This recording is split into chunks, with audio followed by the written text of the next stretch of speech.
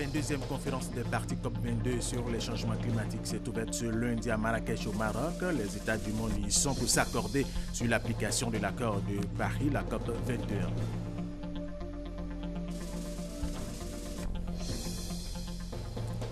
Une cinquantaine d'experts internationaux venus d'Afrique et d'Europe se sont réunis ici à Abidjan pour réfléchir sur le développement du secteur sémencier en Afrique pour lutter contre la famine sur le continent.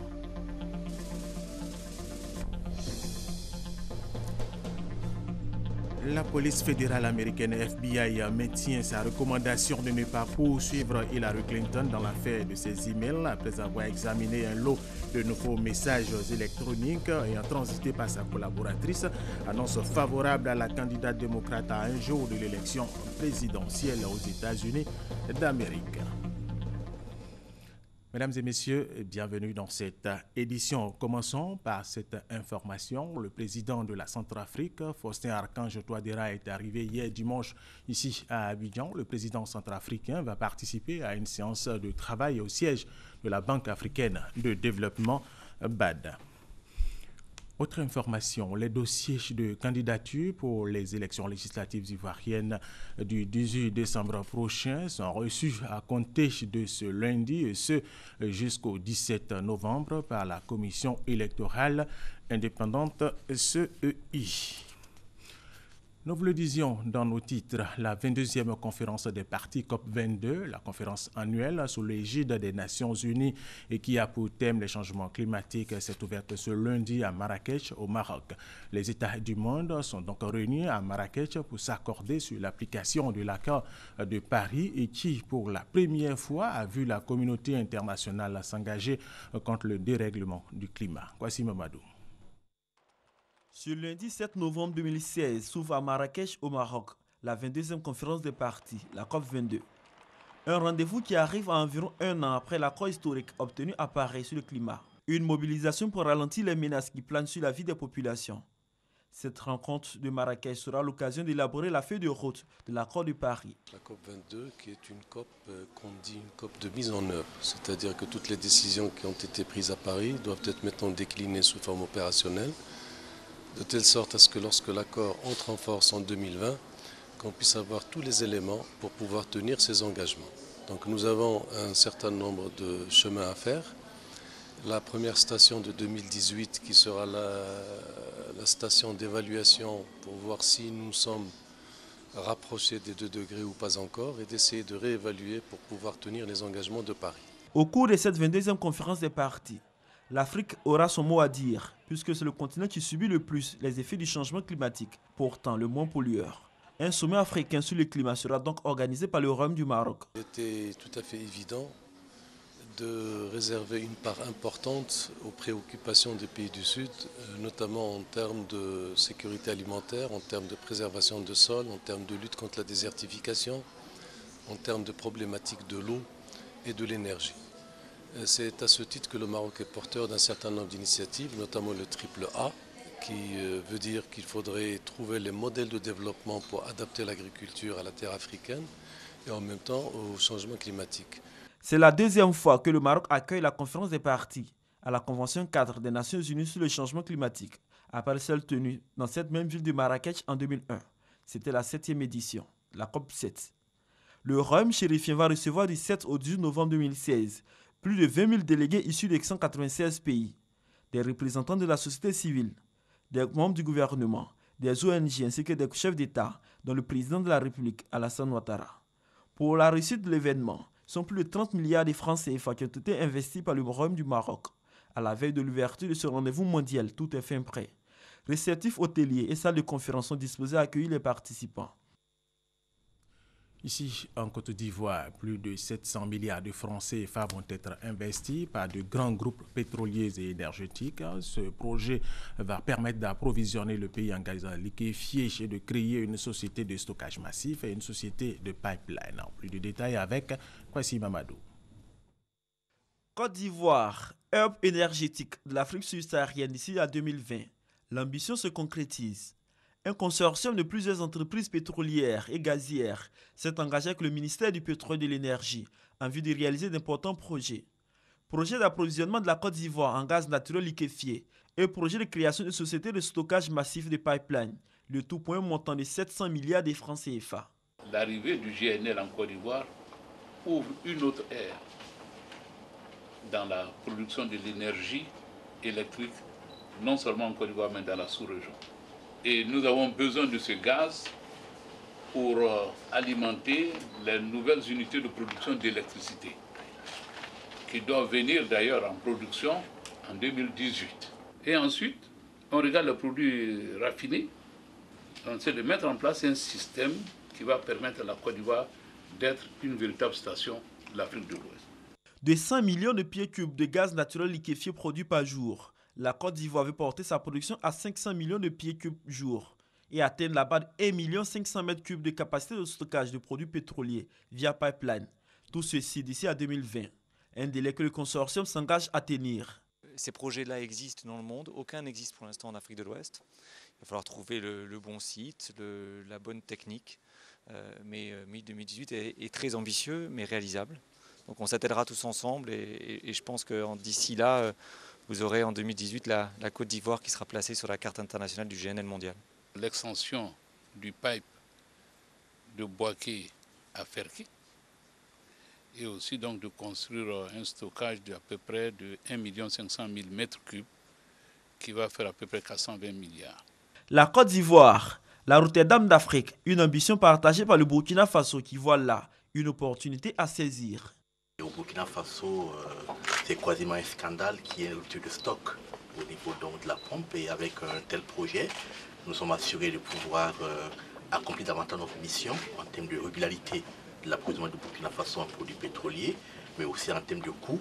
La réalisation de ces importants projets se fera avec la participation de 2 entreprises nationales, Petrosi et Côte d'Ivoire Énergie, dans le cadre du transfert de compétences.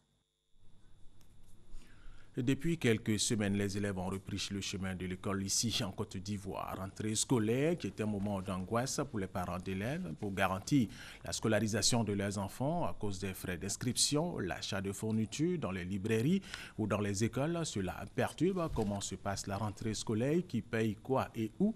Réponse avec Christelle Ménan.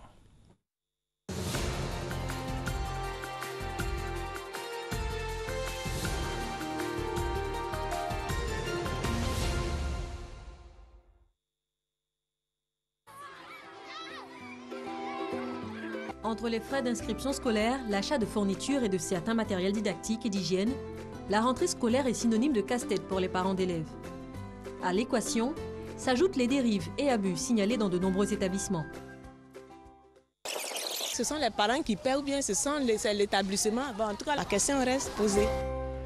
Depuis 2015, l'école est obligatoire jusqu'à l'âge de 16 ans. Cette politique est soutenue par une distribution gratuite de kits scolaires aux élèves du cycle primaire. Cette année, le groupe scolaire libanais de Yopougon Maroc a reçu des kits pour les 652 élèves de l'établissement. J'ai là un kit de la classe de CM2, de CE2 pardon, et dont le contenu comporte 2 cahiers de 200 pages, 3 protège-cahiers. Dans ce kit, on trouve aussi une ardoise, une boîte de craie, 3 stylos, un crayon, une gomme, une équerre et un double décimètre. Mais ça ne suffira pas pour les 9 mois de l'année scolaire. Les parents devront fournir en plus les livres et manuels au programme. Et les papiers hygiéniques, eau de javel, balai pour nettoyer la classe et aussi pour laver les mains au cas où ils vont au besoin.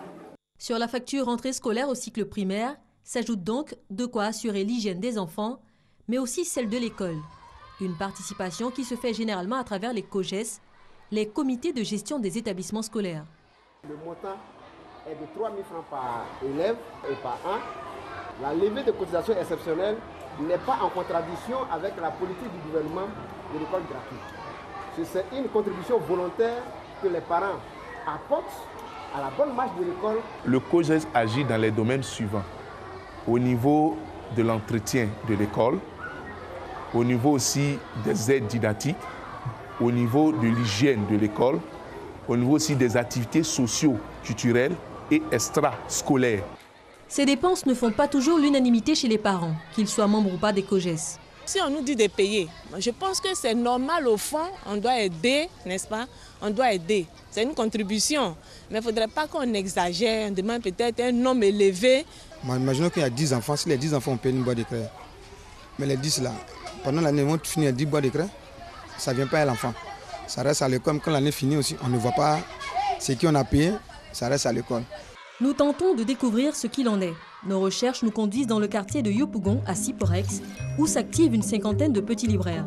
Le président de l'association des bouquinistes et libraires de Côte d'Ivoire nous fait quelques révélations. Il y a certains établissements qui nous apportent des rames, des craies provenant de leurs établissements. On y apprend aussi que certains établissements vont jusqu'à imposer l'achat des fournitures scolaires dans leur enceinte. Il y a plein de listes qui nous parviennent que vendre à l'école, ça n'arrange pas les parents, ça n'arrange pas aussi non plus nous les libraires. Voilà. Ça fait combien? 7500. Oui, c'est pour amener tous les parents à scolariser beaucoup d'enfants, puisque le ministre nous l'a dit, l'école obligatoire. Ce n'est pas tous les parents qui achètent ici, mais ce n'est pas obligatoire. Pas obligatoire. À l'extérieur du même établissement, le son de cloche est différent. Pour l'école, c'est 7500. OK, au dehors, on peut trouver à 3000 tous les fournitures. On nous demande pourquoi on a payé en dehors de l'école. On est obligé d'acheter, sinon là, on va nous mettre au dehors. Achat de matériel didactique, entretien de l'école, vente de fournitures scolaires à l'intérieur des établissements. Nous décidons de faire le point avec le ministère de l'Éducation nationale et d'en savoir un peu plus sur les règles en vigueur. Sur l'achat de matériel didactique. Régulièrement, la craie est distribuée.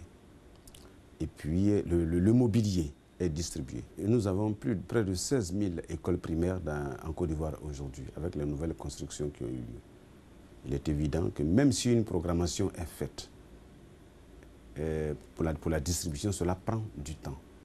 Janvier 2016, la ministre de l'Éducation nationale lançait un appel aux collectivités locales demandant un transfert des compétences et des moyens d'action. Les parents sont aussi sollicités à travers les COGES, mais là aussi, il y a des limites. Les textes sont clairs là-dessus. Dire que oui, tous les ans, il faut que le COGES lève une cotisation, non. C'est une question d'urgence.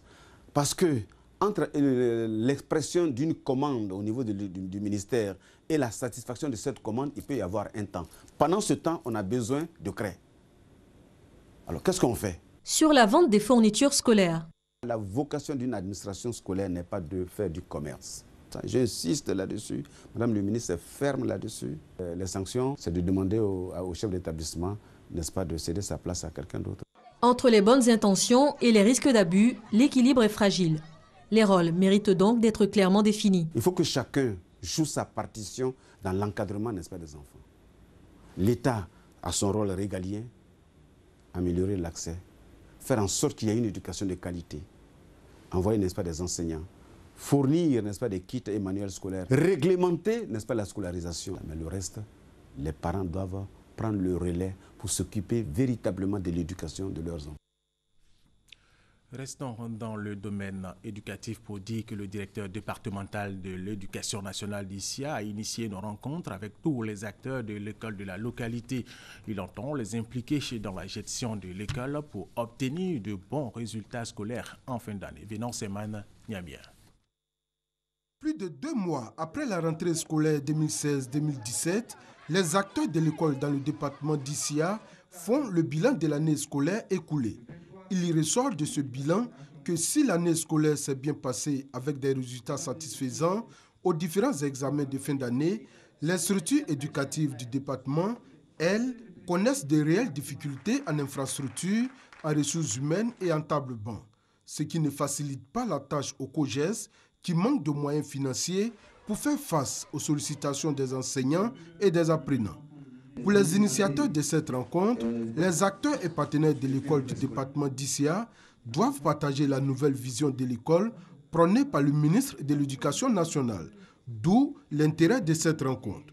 Les chefs traditionnels qui étaient également présents à cette rencontre ont pris l'engagement de sensibiliser leurs administrés afin que ceux-ci inscrivent tous leurs enfants en âge d'aller à l'école.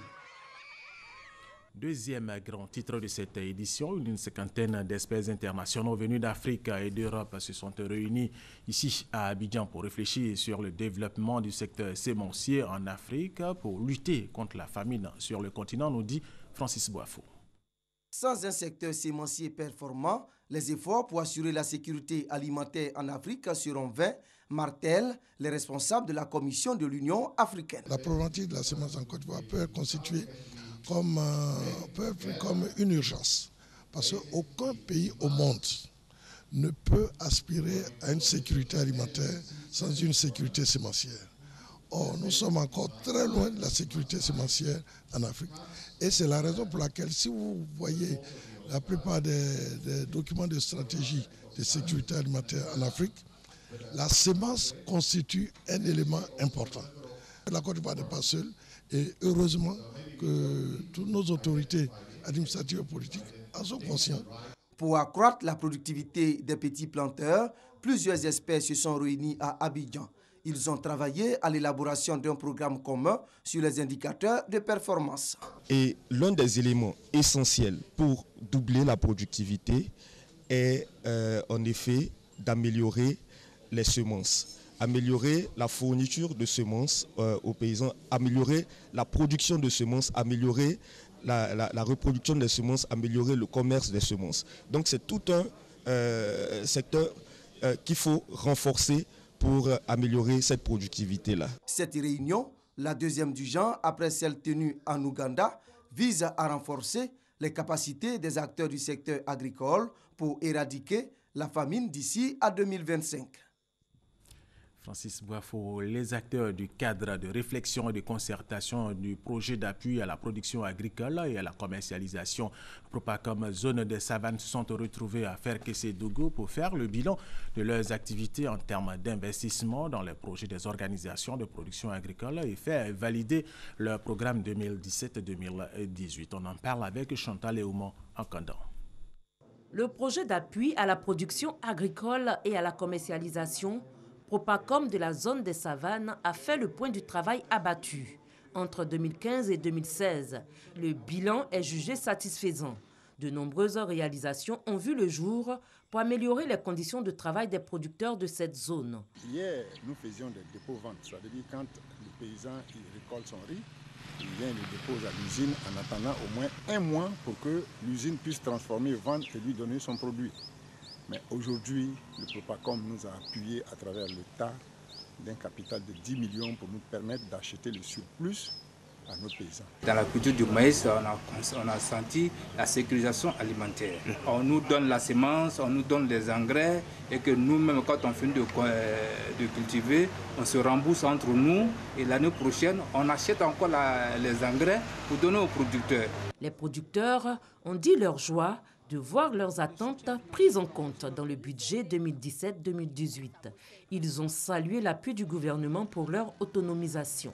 Déjà, sur certains sites de maraîchers, les femmes se remettent au travail afin de produire en quantité pour alimenter les marchés. Le Propacom est un projet de lutte contre la pauvreté en milieu rural. Ce projet a été initié il y a de cela 4 ans par l'État. Il est appuyé par le Fonds international pour le développement agricole, FIDA. Après la région du Tchologo, rendons-nous dans la région du Kabadougou. Le conseil régional a offert aux jeunes de Gbangara un foyer, aux femmes un moulin, un coût d'aidant plus de 18 millions de francs CFA. Les populations ont exprimé leur gratitude à Kone Suleiman et à son équipe. Thérèse Tapeyoboué.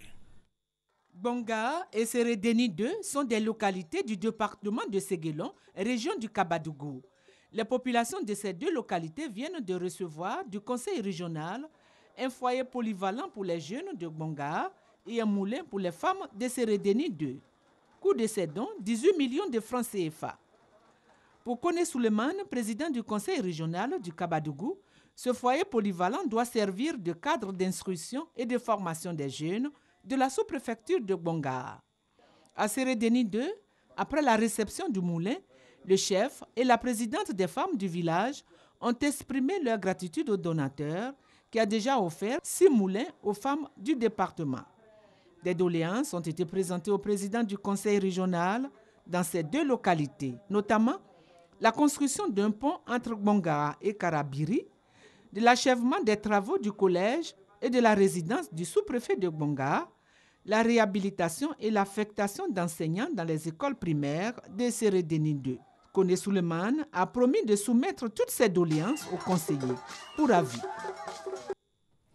Autre sujet, un atelier sur l'état des lieux de la solidarité et de la cohésion sociale se tient dans les régions du Bélier, de Gbeke, du Hambal, de l'Ifou, de la Maraoué et de Nzi. Il s'agira à terme de renforcer le dispositif de veille d'alerte précoce en matière de solidarité et de cohésion sociale. Abdul Kader Segodogo, Kedouma. Le ministère de la Solidarité, de la Cohésion sociale et de l'indemnisation des victimes en quête de moyens et de méthodes efficaces pour une paix durable en Côte d'Ivoire. Un signe fort de cette volonté, la création de l'Observatoire de la Solidarité et de la Cohésion sociale, OSCS. Cette structure initie des ateliers dans les 5 zones géographiques du pays, sud, nord, est, ouest et centre. Dans la zone centre, 6 régions, le Bélier, le Gbeke, le Hambol, le Ifou, la Maraoué et le Nzi, se sont retrouvés à Yamoussoukro. Objectif, faire l'état des lieux de la solidarité et de la cohésion sociale dans ces régions. Les participants des personnes ressources en la matière vivant dans ces régions permettront de renforcer le dispositif de veille et d'alerte précoce en matière de solidarité et de cohésion sociale. Il s'agit bien de faire une sorte de sondage d'opinion. On ne peut pas dire qu'ils vont traduire ici l'état exact de l'ensemble des populations, mais au moins ils donnent leur avis sur la question de comment ils perçoivent la solidarité et la cohésion sociale dans leurs différentes localités. L'atelier de la zone centre à Yamoussoukro a permis de capitaliser des informations sur des thématiques comme la santé, l'éducation, le foncier rural, la sécurité, la culture, l'économie, les infrastructures et l'environnement.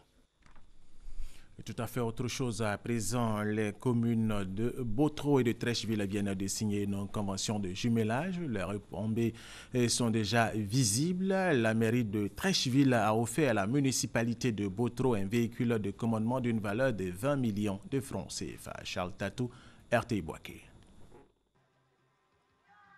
Botro, dans la région de Gbeke, la localité fait partie des communes rurales du pays. Malgré ses faibles recettes fiscales, l'équipe municipale de Botro ne se laisse pas gagner par le découragement. Elle use de toutes les stratégies à la recherche d'un appui financier pour répondre aux attentes des populations. Il faut chercher des ressources additionnelles pour aider donc au développement de la commune de Botro. Et l'une des pistes, c'est à travers la coopération décentralisée. Donc, j'ai prospecté, je suis tombé sur Trècheville qui a accepté qu'on fasse une coopération sud-sud.